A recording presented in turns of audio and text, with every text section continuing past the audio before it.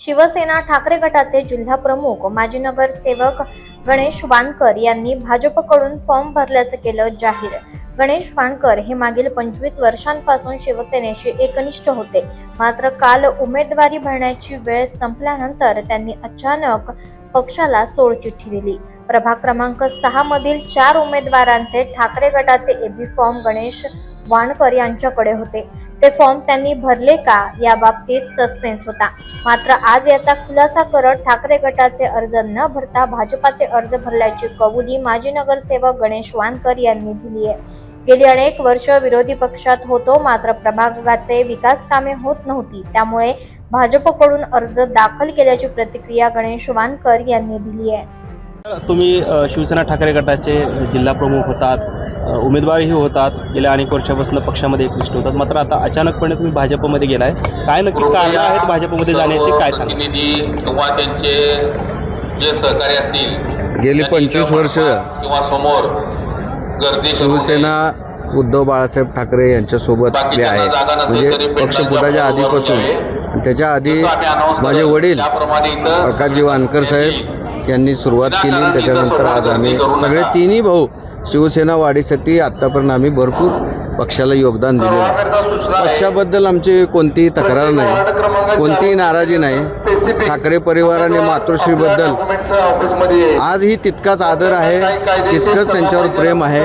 नेता म्हणून आम्ही त्यांना मानतोच, पण प्रभागामध्ये, जिल्ह्यामध्ये, शहरामध्ये ज्या प्रकारचे विकासाची कामं आहेत किंवा माझ्या मतदारसंघामध्ये जे लोकांना आम्ही आश्वासनं दिलेली आहेत, मी 2014ला विधानसभा सुद्धा लढवलेली आहे, 15 वर्ष झालं आता आमच्या घरात नगरसेवक पद आहे। हे करत असताना लोकांना जी आश्वासने दिलेली आहेत ते काम करण्यासाठी निधीची खूप मोठी गरज आहे आणि सातत्यानं आम्ही विरोधी पक्ष म्हणून आतापर्यंत आमची भूमिका बजावलेली आहे। आपण विकासाची कामं आणि लोकांना दिलेली आश्वासनं हे करता येत नव्हती आणि त्यामुळे आज मला भारतीय जनता पार्टीमध्ये जाण्याची गरज वाटली, म्हणून मी त्या पक्षामध्ये गेलेलो आहे।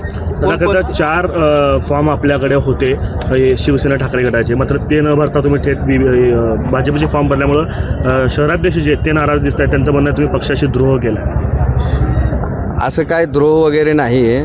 मला माझ्या ज्या तत्कालीन पक्षातल्या कोणत्याही माझ्या सहकाऱ्यांवर कोणतीही टीका टिप्पणी करायची नाही आहे।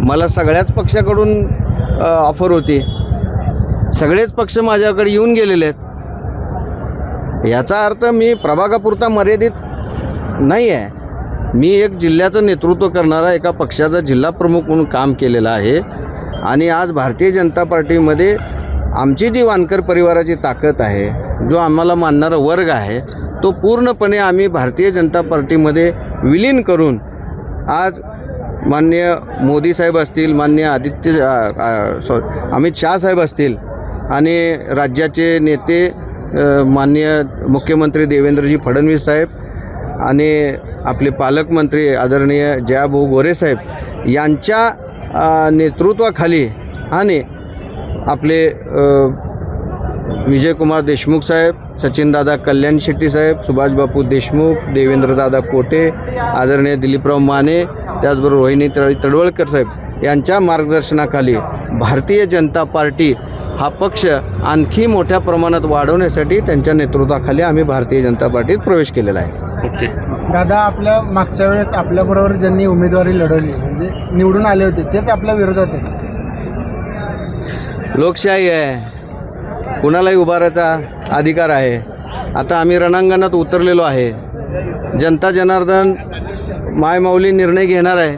येत्या 16 तारखेला भारतीय जनता पार्टीचे जास्तीत जास्त, आमचे तर 4 निवडून आणू, पण शहरामध्ये सुद्धा आम्ही सगळीकडे फिरून भारतीय जनता पार्टीचे जास्तीत जास्त नगरसेवक निवडून आणणारच आहोत आणि त्याचबरोबर येणाऱ्या जिल्हा परिषद पंचायत समितीला मी संबंध ग्रामीण भागामध्ये सुद्धा मी फिरणार आहे आणि भारतीय जनता पार्टीचं प्रामाणिकपणे काम करून आता सदैव त्यांच्याशी आधी शिवसेनेमध्ये एकनिष्ठ म्हणून माझी ओळख निर्माण जी झाली होती, आता इथून पुढे सदैव भारतीय जनता पार्टीचा कार्यकर्ता आणि या सर्व नेत्यांना आपला नेता मानून त्यांच्या नेतृत्वाखाली मार्गदर्शनाखाली एकनिष्ठपणे काम करेल असं वानकर परिवाराच्या वतीने मी ग्वाही देतो. दादा पॅनलमध्ये कोण कोण आहे नेमकं?